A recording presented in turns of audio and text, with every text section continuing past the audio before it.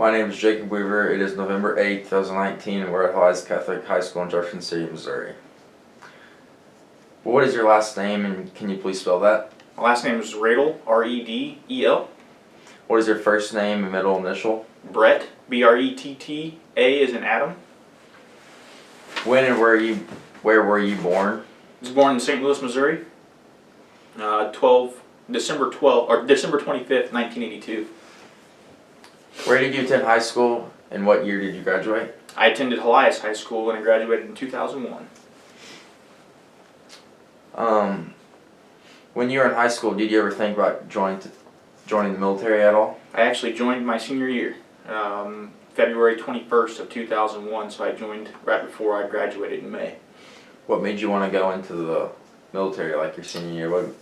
I was really kind of unsure of what I wanted to do. I wasn't really sure if a college was the right thing for me. I knew I could work construction and do trade work like that, but it seemed to be maybe like something that was unknown. So me and a couple of my buddies, actually, I think there were 6 of us as seniors that enlisted and joined the different branches of service. So, was there anyone who had influenced you on why you enlisted, like give you information, like encourage you to go? Not really. Typical parents, mom and dad weren't real keen on the idea. It was kind of like, well, I guess if that's really what you want to do, But I really just the group of us that decided to enlist got together with the recruiters here in Jeff City and talked to them about most of everything that was my deciding factor of why I joined. What are the names of your parents? Joe Redel and Judy Redel. Do you have any siblings? I do. Her name is Lauren Redel. Did any of them serve, like, any of your cousins, family members, other people serve in the military? No. What was your family's reaction to you joining the service? Did they were they happy at first, or were they not? No, happy at not first? so happy at first. Again, mom and dad weren't too keen on the idea. But after they realized that I really enjoyed what I was doing and that I found something that I excelled at, they made it a little easier on them. Did you hold any jobs before entering the service? Like, did you work anywhere? Like during high school, yeah, I worked at Sears. That used to be out at the Capitol Mall. I worked there in the tool department, and then mowed lawns at the Oak Hills Golf Course for a summer. So other than that, not before I joined, there was nothing other than just summer work. Was the U.S. war at any crisis when you joined, or was anything going on? No, when I joined, there was nothing going on. September 11th actually happened when I was in basic training at Fort Knox, Kentucky. It was our first day of marksmanship training, and we were on the range, and that's where I found out that the incident had happened in New York and the Pentagon and all those places on 9/11. So was that a sad day for everybody? Basically, how'd that go at training that day when you guys figured out? Did you just keep on going? We kept training because we didn't really realize the severity of what had happened. All we heard was, hey, somebody flew an airplane into the World Trade Centers in New York. So at the time, didn't really comprehend how severe and how tragic of an incident it really was. Was it tough leaving your loved ones when you left home, for that long of basic training? It is. It's tough, but it's something that anybody you can get through it. You hear all the myths and the tales that you don't get to call home for months and weeks and everything like that, and it's not really the case. You get a couple phone calls here and there throughout the week, but the neat thing is while you're away from your family, your blood family, you have a family there too. You find new family members. Did you find any good friends there that you still are friends with today? I have several guys that I went to basic training with that I still talk to this day. Even my drill sergeant that was in charge of us at basic training there at Fort Knox. Friends with him on Facebook, and we message back and forth every once in a while. I have some lifelong friends that I met while I was at training. What type of training did you receive, and was it tough? Well, so the initial basic training was 9 weeks. I was at Fort Knox, Kentucky. I mean, it's just Hard work. it's tough, yeah. Long days, some long nights. What time do they wake you up in the morning? It just depends on what's going on that day. Anywhere from 4 o'clock in the morning till, if you sometimes on Sundays you got to sleep in a little bit before you went to church or did whatever you were gonna do, whatever activity you were gonna do for the day. So did you have any were Sundays only days off? Not every Sunday was off, but we did get a few. We could at least go to church in the mornings, and then we would usually have something to do in the afternoon. So So did you guys have any free time on to do your thing, or basically no, you always had to do we always training? we always had something going on. So What were the best parts of training camp? best parts of going to basic training was probably graduation day, when you realize that, hey, you know what, I went from day 1 to the end of week 9, and I was successful, and I've completed this, and I made it through. You learn a lot about yourself. So Yeah. it's But was there a lot of your worst times? What do you think the worst time of basic training was? being away from home. Being away Yeah. from home?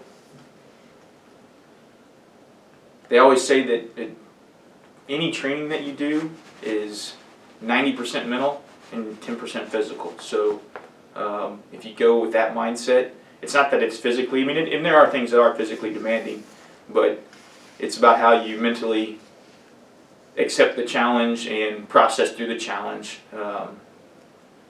So it's more about how you take it mentally than it is the physical part. So. What kind of school did you go? What school did you go to? The first school that I went to was at Fort Leonard Wood. Came back from Fort Knox to Fort Leonard Wood, and I went through a heavy equipment operator school. So I was actually driving things like bulldozers and scrapers, dump trucks, stuff like that. That's how I started. I was an engineer. Yeah.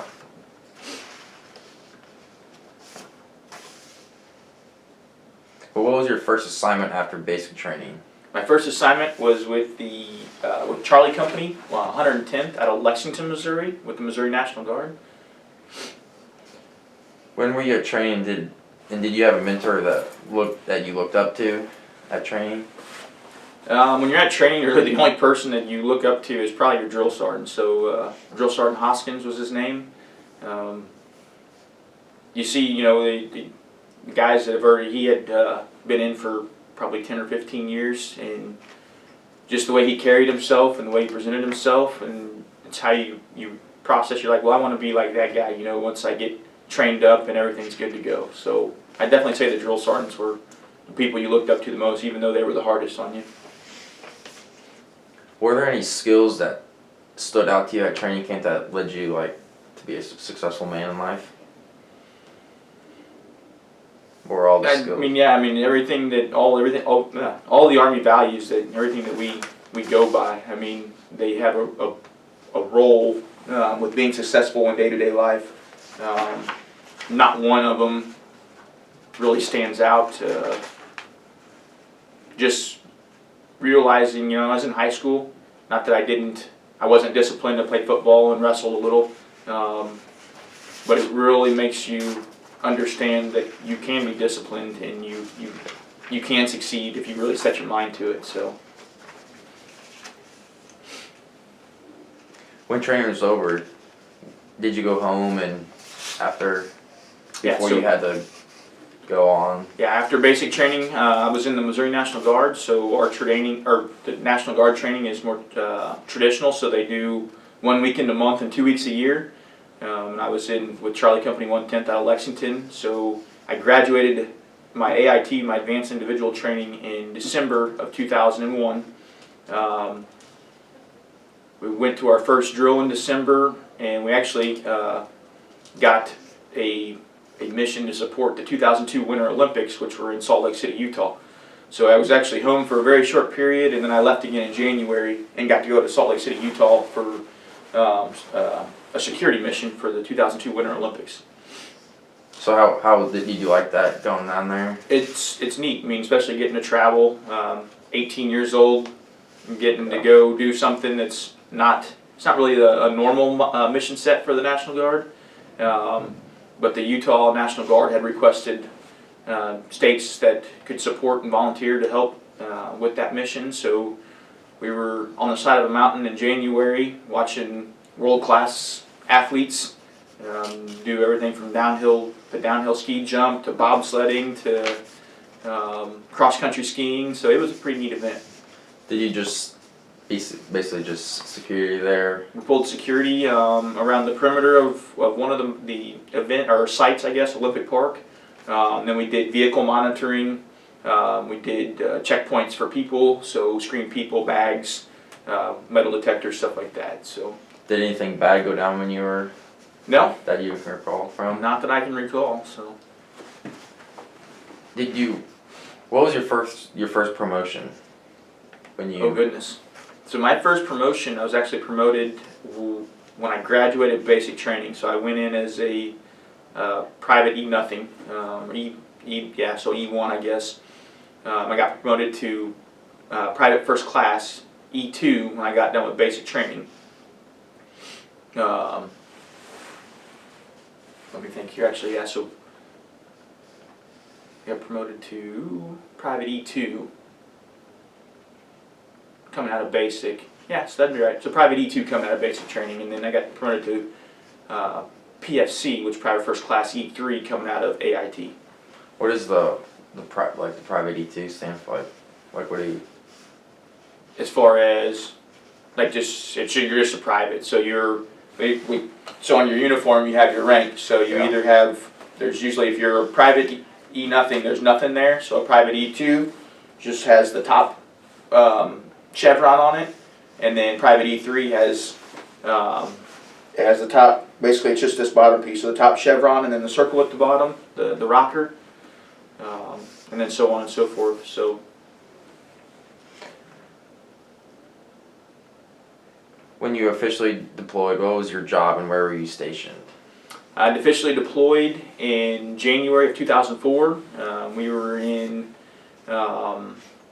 just outside Al-Nazariya in Iraq at a base camp called Talil Air Base.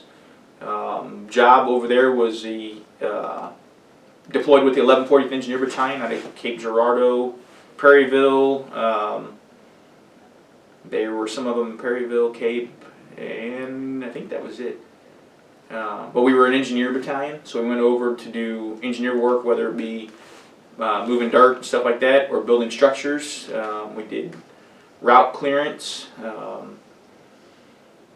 Anything that you could really think. I mean, engineers with the Combat Engineer 12 Bravo, they specialize in demolition and explosives, mines, stuff like that. So did a lot of route clearance, convoy security. So we made sure that things that needed to travel up and down the highways were safe, either with providing like gun trucks or stuff for them, or making sure that the route was clear of any IEDs or stuff like that. So did you enjoy doing that? I did. So while it is an intense time, it sometimes a little nerve-wracking, especially when you come across IEDs and things like that. It's an experience that I would never give up or never want to do different. Being able to deploy and protect the country, so it was very gratifying. Was it tough at times? Like how were like sleeping wise? Like did you get not a lot of sleep? There were some nights. Sometimes we did a mission in Fallujah. There were 6 of us from the Missouri National Guard that were supporting the 2nd BCT Brigade Combat Team, and then the 2 CEB, the Engineer Marines out of Lejeune. We supported them for I guess that was from November. Yeah, I guess about the beginning of November of 04, all the way through December of 04 in Operation Phantom Fury. And it was the 2nd invasion of Fallujah, so it was pretty intense fighting. We did engineer operations, and there was one point I think we went off and on for about 72 hours straight. So I mean, there's sometimes you might get 30-minute, 40-minute, nap there, or an hour nap here, hour nap there. But there was one time where we sustained operations for right at 72 hours. So, is there anything there that you could vividly picture, like still this day? Anything that stood out to you the most? From the Operation Phantom Fury, probably one of the things that stood out the most, we were pushing dirt on the south side of the city at one point. The 2nd Brigade Combat Team had kept doing what they call flanking movements, so it's kind of like a fake move, so they would just line up a bunch of their stuff on the south side of the city of Fallujah and making it seem like that's where they would attack from. So we were pushing dirt on that south side, and the insurgents had placed 22 South African-made 155 rounds around the perimeter of the south side of the city. So 155 round is one of our biggest artillery shells that we have, 155 millimeter, and they had daisy chained them all together. So if we hadn't found them when we were building the berm and pushing dirt, there could have been even though the 2nd Brigade combat team was just doing that to give them a false impression.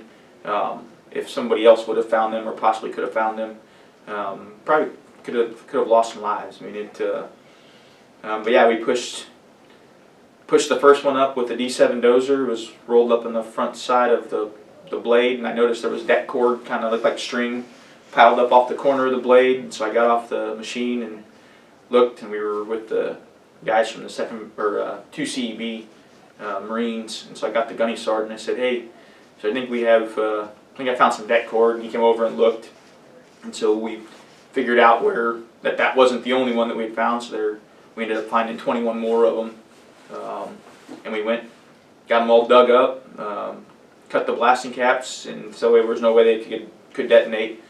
Piled them in the back of a Humvee and took them out in the middle of the desert and blew them up. So.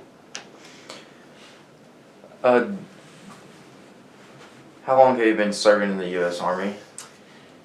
It was, where are we at? So it'll be 19 years, so it's been a little over 18 years, it'll be 19 years in February. Did you have any close friends, like new people you met when you were over at Iraq, or I had some. Did you meet any new people from the military? I did. The people, so when I deployed with the 11th 40th Engineer Battalion, I was actually still, they can move people around to different units. So I was actually from a different unit, and I went to support that unit, so their strength would be at 100%, so they would have all the people that they needed to deploy. So a lot of the people that I met when I first got there, I had never met before. And I still talk to a lot of them, to today. Have a couple of folks that I work full-time with still, and I have worked with, throughout my career at full-time for the Missouri National Guard. So. Did they come from, like, all different states? Like, some of your friends still, like, live in different states in Missouri? Yeah, I have friends, even over the years, I have friends that I've met from probably just about every state in the United States.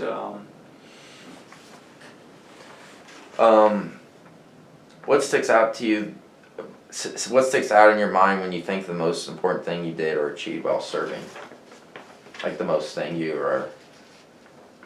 the most thing you achieved while serving? So going through my career in the Guard, so I was an engineer starting off, and then in 2007 I got hired on as what they call a training technician for the unit that used to be in Centertown, which was Company B, 311th. Worked there for a little over a year. And then my second assignment full-time for the Guard was I was a recruit sustainment coordinator. The recruit sustainment program is a program the National Guard has set up. So we have soldiers that enlist, but they may not go to basic training right when they enlist, so they may be delayed as far as, say, hey, they enlist as a senior or junior in high school, and they may not go to basic training until that summer. Well, we have drill with them once a month to help them learn basic soldiering skills, and I was the coordinator for that program here in Jefferson City. I think that was one of my biggest achievements, was knowing how many soldiers I was able to help successfully complete their initial entry training and their advanced individual training, just by spending 1 weekend a month with them and teaching them some basic soldiering skills. So that was an awesome achievement and a very gratifying thing, knowing that several hundred soldiers, not solely based on what I taught them, but what the group of people that I worked with, what we taught them, was able to make them successful, and they now are still serving, or or having successful military careers. Did you ever get deployed anywhere else than that first time you went, when you went for the engineering? 2004 to 2005, we were in Iraq. The National Guard also has a stateside mission. So in 2005, when Hurricane Katrina hit Louisiana, it was a stateside deployment. But we went to Louisiana to help assist the Louisiana National Guard and the folks of Louisiana clean up. We cleaned up debris. We helped, remove trash and stuff from roadways. We were down there all the way through the time that Hurricane Rita hit. So we stayed down there, I think it was like 35 or 38 days. So, did you lose any close friends or anything when you were over at Iraq or anything? Did not. Wouldn't say close friends. So when I was attached to the 2nd CEB, the Marine Engineers, we had some guys I never met, but 2 soldiers were lost in a mission in the city of Fallujah, and I know those are 2 that were, I guess I was the closest to, even though I didn't really know them. But we lost 2 soldiers, and just even though I didn't know them, it still, it still affects you. I mean, it was somebody that was serving in a unit that you were close to. But the 1140th Engineer Battalion, luckily, the unit that I deployed with, we did not have any casualties while we were deployed. So that was. So you didn't come across any wartime with shooting with them? We exchanged a lot of gunfire. There was, especially in Fallujah, there was many times where you were getting shot at and shooting back. So, but yeah, as far as casualties, as far as soldiers that I knew when we were deployed, it was just the 2 from the Marines. How was that, getting shot at, shooting back? If it was anything crossing your mind or not at that time? The only thing that crossed my mind is there's one of us is going home, and I'm going to be that person. I'm going to go home. I'm going to be safe. So you dig deep and you figure out that I'm one way or another, especially if I know I trust the guy on my left and my right, and we work together, that we'll stay safe, and at the end of the day we're going to go home. When you guys were over there, over at Iraq, did you guys move in groups? How many people were in a group? Typically traveling, if we were traveling up and down the roadways or stuff, if you were in a Humvee, or depending on what vehicle, you'd have 3 or 4 people in a Humvee, to include a gunner. If you were depending, some other trucks only seated 2, but you would be with 2 or 3 other Humvees, so where there was always 4 or 5 vehicles moving. If we were on foot, at least a squad element, so anywhere from 5 to 6, 7 maybe, depending on who all was available or what the mission was. But most of our stuff was done in vehicles. Very little, at the time we were there, very little foot movement. What kind of weapons did you guys carry when you were I had an M16. On you? M16s, we had the Redel M9s. I was a gunner for a while, so I was the 50 cal gunner. We had 240 Bravos, which is a 7.62 linked machine gun. But your personal weapon was an M16 or an M9. So how did you stay in touch with your family and friends? How many times did you get to stay in touch with your family, friends over there when you were over there? Say family sent mail probably daily, if not every other day or every couple of days. I got lots of mail while I was there. Depending on where we were at, if we were in what missions we were doing, you'd be at a FOB or a base camp, when they have basically kind of like a big trailer set up that was just a bunch of payphones. So you buy calling cards, and you go sit at the payphone, and you make phone calls, call home, talk to.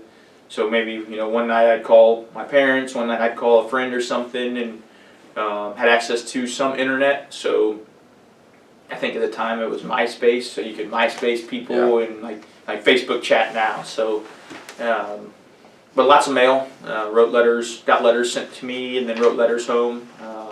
Lots of care packages, whether it be, candy or stuff that, comfort items that you can't get while you're deployed. Beef jerky, stuff like that. So.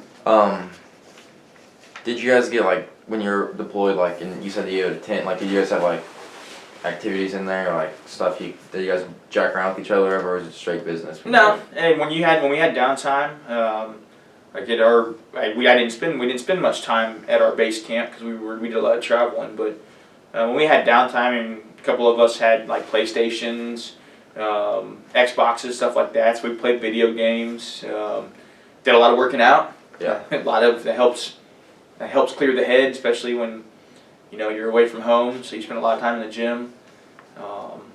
Get to be in pretty good shape, over a 15, 16-month deployment. So what did the town look like there compared to ours? Like, was it so a lot of dirt? Yeah, so basically everything that you see that's green here, grass and trees, just take all that away, and that's pretty much what you have. And then what did their like living homes look like? Mud huts, most of them, and some of us mud huts. A lot of adobe structures, so a lot of, and depending on where you were and how poor the area was, would determine what you saw. But yeah, a lot of clay structures, some brick, depending on where you were. But yeah, just a lot of sand, a lot of dirt, like scrub brush shrubs. Not many trees unless you were somewhere where trees had been planted. So, like me, where in and around, like where Saddam's palaces and stuff were, there was always, green, a little bit of grass here or there, but a lot of trees, stuff like that. Really nice structures. So, but most of the country is pretty poor. So. Did you guys come across any like friends like from their country that were friends with you guys? Did you guys come across people like you talked to, or? Yeah. We had a translator, so you learn very little Arabic. You get some basics, like no, stop, don't, go away, just so you can kind of quickly communicate if you have to. I distinctly remember one road project we were doing. Had a little guy, probably, I don't know, maybe 10 or 11, 12. He'd come every day and bring either, sodas or candy or something for us, and he'd hang out at our truck and just spend time with us. And it's, even though we didn't really communicate, he'd come and just sit and just watch what we were doing. When you guys were like moving dirt or anything, did you come across like people just drive by and shoot at you guys ever? Not typically. Typically, the Iraqi population is not who you had to worry about. It's the people that came in from other countries that were causing more of the issues for us, the insurgents. Majority of the Iraqi population liked our presence and was glad that we were there. We had very few problems with Iraqis themselves. When they would travel, like what would they travel in? Just so they have cars, trucks, motorcycles. Motorcycle. Yeah, they have. You see a lot of donkeys and carriages, like carts and stuff like that. But most of them, yeah, just they either have cars or trucks, or they travel on foot.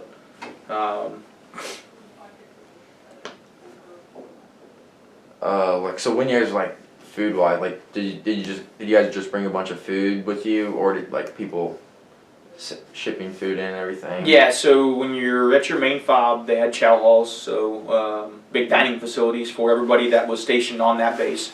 So we'd go and you'd eat there. They did everything from breakfast, so eggs and stuff in the morning, to hamburgers and stuff for lunch, and then dinner usually was, you get variety, basically the same kind of stuff you get here, but it's just made by Army people. So did it taste good? Was it good or not? It wasn't horrible. I mean, and if you were hungry, you would eat. So when we were on the road, if we were living out on the economy, we worked a lot with the rally points going up and down Highway 1 or the main road that travels from north to south in Iraq. but we'd have to eat MREs and stuff like that. Or there was a couple times we were doing projects that went late into the night, and Iraqi women would come out and make flatbread and roasted vegetables and stuff like that in their fire pits. We ate that stuff quite a bit too. So, Was it more hard to, like, what'd you like better, working during the day, daylight, or working at night? Because you would get. depending on what we were doing, if we were trying to be low key and stay out of sight, out of mind, working at night's always better. Yeah. Cover of darkness is your friend. But then too, you can't see everything that's going on, maybe just right outside of where you're at when it's dark. So, Do you remember anything like you did, like, for good luck? Like, would you do anything, say anything, you and your buddies be like, we got this, like? yeah, I mean, St. Christopher medal, I wore on my dog tags, I had that. Rub that every once in a while especially if we were going out on a mission or something. Rub it for some, for protection. There was probably handshakes and stuff like that we did. Yeah. I mean, things like that just to, kind of keep your spirits up and say, hey, we got this and we're going to do this together. So, Do you have any more stories from when you were deployed over at Iraq? Any interesting stories that you can tell me? Wow. Most of it was we did seas missions, so we did a lot of demolition. We'd go and capture like ammo bunkers and stuff like that, and then take them out and dig a big pit and put all the ammo or like artillery rounds or stuff like that. We'd go blow it up, just keep it out of the bad guys' hands. So that's the majority of what I did. So got to blow a lot of stuff up while we were over there. So it was always getting to do that is always fun. Do you recall the day service ended when you came back to the United States from? I do. So the day that we left Iraq, came back home. I remember actually flying. We flew from Kuwait to Shannon Island. So we stopped in Shannon Island for like a layover, and then from Shannon Island we flew into Bangor, Maine. And then from there we had to go back to Fort Riley to out process. So we didn't get to see my family for several weeks till after we got back. But yeah, when we flew into Bangor, Maine, there was like a USO, so an organization that supports troops and stuff like that. They were handing out cell phones. I think I called my mom at like 3 o'clock in the morning, and she didn't realize that we were coming home yet, so she was all excited. But yeah. So you didn't surprise your family at all when you came home or anything like that? Not on the when we redeployed. I did when I got to come home for 2 weeks in, I think it was August time frame of 2004.